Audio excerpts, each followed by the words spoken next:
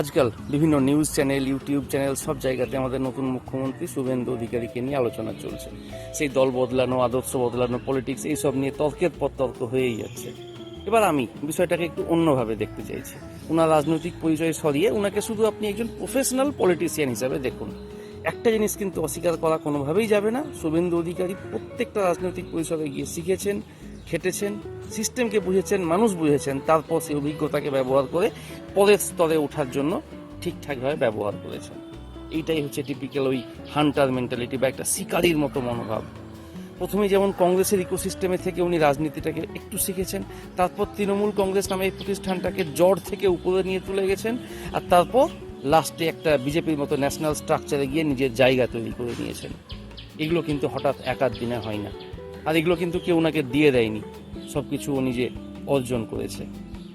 এখান থেকে আজকের দিনে যারা প্রফেশনাল বা উদ্যোক্তা বা যুবক, প্রত্যেকের কিন্তু একটা জিনিস শেখার দরকার আছে। ধরুন আপনি কোনো একটা কোম্পানিতে কাজ করছেন, সেই কাজটাই মন দিয়ে শিখুন, মার্কেটকে বুঝুন, মানুষকে বুঝুন, সিস্টেমকে বুঝুন, প্রত্যেকটা পরিসরটাকে ভালো করে দেখুন। তারপর এখান থেকে অন্য জায়গাতে কোনো বেশি অপরচুনিটি, বেশি গ্রোথ বা বেশি স্যালারি সেইখানে যান। এটা আমি বা আমার মতন প্রফেশনাল যারা বিভিন্ন প্রাইভেট সেক্টরে কাজ করেছে এটা নিজেই করে এসছে, এটা সবাই খুব কোরিলেট করতে পারবেন এই জিনিসটা। আমরা প্রত্যেকেই একটা জায়গায় কাজ করি, একটা স্কিল শিখি, কিছু কন্ট্যাক্ট তৈরি হয়, কিছুদিন কাজ করার পর তারপর সেখান থেকে ওই কন্ট্যাক্ট, ওই স্কিলটাকে নিয়ে আবার নতুন জায়গায় নতুনভাবে গ্রোথ নিয়ে আবার নতুন করে শুরু করি। আর তারপর সেই প্রফেশনালগুলো তারপরে আবার অপেক্ষা করতে হবে মার্কেট, টাইমিং আর অপরচুনিটির জন্য, কে যাতে কি করে সেই লম্বা জাম্পটা মারা যায়। এটাই বাস্তব, এটাই কঠিন বাস্তব। শুধু কি ওই ভিকটিম কার্ড খেললে আর ক্রিটিসাইজ করলে হবে, যেটা আমাদের সরকারি পরিসরে বা সরকারি কর্মচারী বা প্রাইভেট কর্মচারী একটা মেজরিটি অফ এমপ্লয়ি কিন্তু এই কাজটা করে। তার মনে হয় কি যে তাকে ভিকটিমাইজ করা হয়েছে আর সারাক্ষণ ক্রিটিসাইজ করতে থাকে।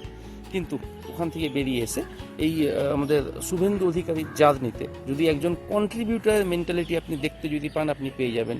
উনি যখন যে রাজনৈতিক দলের সঙ্গে থেকেছেন, উনি রাজনৈতিক দলটাকে কিন্তু কন্ট্রিবিউট করেই গেছে এবং গ্র্যাজুয়ালি ওখান থেকে কিছু শিখে গেছে।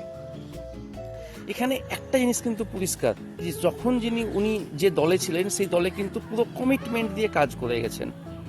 দলের যেটা আদর্শ, দলের যেগুলো প্ল্যান, সেই অনুযায়ী কিন্তু কাজ করে গেছেন। টিএমসিতে থাকাকালীন টিএমসির আইডিওলজি অনুযায়ী, আবার বিজেপিতে যাওয়ার পর বিজেপি স্ট্রাকচার অনুযায়ী নিজেকে অ্যাডাপ্ট করেছে। এটাই কিন্তু ওই সেই সার্ভাইভাল স্কিল বা এটাই হচ্ছে ওই লিডারশিপ স্কিল। আমাদেরকেও মানে প্রত্যেকটা প্রফেশনাল বা প্রত্যেকটা ইয়াং পপুলেশনকেও কিন্তু এইভাবেই ভাবতে হবে। নিজের সোসাইটিকে স্ট্রেনথেন করতে হবে, নিজের কমিউনিটিকে এগিয়ে নিয়ে যেতে হবে, আর নেশন বিল্ডিংয়ে ফাইনালি সেই কন্ট্রিবিউট করতে হবে। কারণ সেই পৃথিবী শেষ পর্যন্ত তাদেরকেই জায়গা দেয় যারা কিন্তু ভ্যালু ক্রিয়েট করে। আর যারা শুধু ওই অভিযোগ করতে থাকে, ভয় পায়, চেঞ্জের সাথে অ্যাডাপ্ট করতে পারে না, সময়ের সঙ্গে সঙ্গে তারাও কিন্তু একদিন বিলীন হয়ে যাবে। এটাই কঠিন বাস্তব, এবং এই জিনিসটাকে আমাদের সেই মুখ্যমন্ত্রী শুভেন্দু বাবুর পলিটিক্যাল কেরিয়ার থেকে কিন্তু শেখা উচিত, এবং এগুলো আমাদের প্রত্যেকটা কেরিয়ারে, সমাজে, উন্নতিতে, কন্ট্রিবিউশনে এই লার্নিংগুলো আমাদের ইমপ্লিমেন্ট করা উচিত।